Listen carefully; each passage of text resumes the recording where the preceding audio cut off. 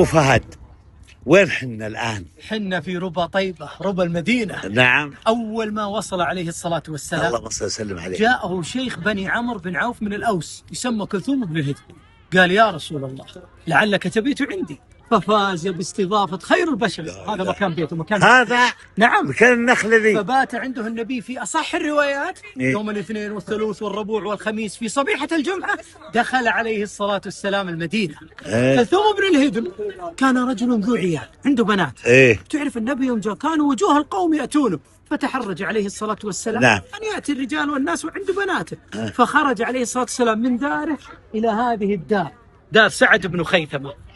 ليش جاء دار سعد بن خيثمة؟ لأنه كان أعزب، وهذه أشرف دار عزاب في التاريخ يا أبو منصور. هذه الدار لا إله سعد بن خيثمة، لأن الصحابة العزاب حينما جاء المدينة أقاموا عنده، من ضمنهم علي بن أبي طالب رضي الله عنه، كلهم أقاموا عند سعد بن خيثمة. هذا سعد بن خيثمة له قصة جميلة في التاريخ. حينما نادى المنادي بالخروج إلى بدر، غزوة بدر، نعم، جاء خيثمة أبو سعد قال: يا سعد، اخلفني في النساء. كان عنده خوات. اخلفني في امك خواتك، اني خارج مع النبي عليه الصلاه والسلام. قال: هيهات يا ابي، لو كان غير الجنه لاثرتك به. يوبا هذه الجنه، لو غير الجنه والله اني اسمع كلامك، لكن اعذرني يا ولد. قالوا: نسوي قرعه، نقترع.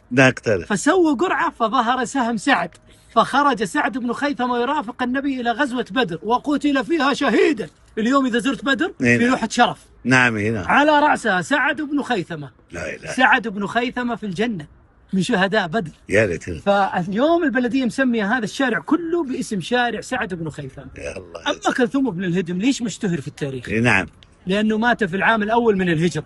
نعم. واستضافته للنبي كانت عدة أيام وليالي.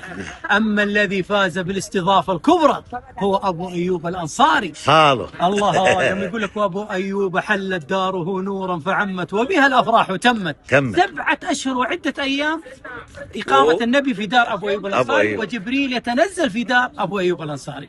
نكمل جولتنا. الله يجزاك خير يا أبو فهد، ما يمل.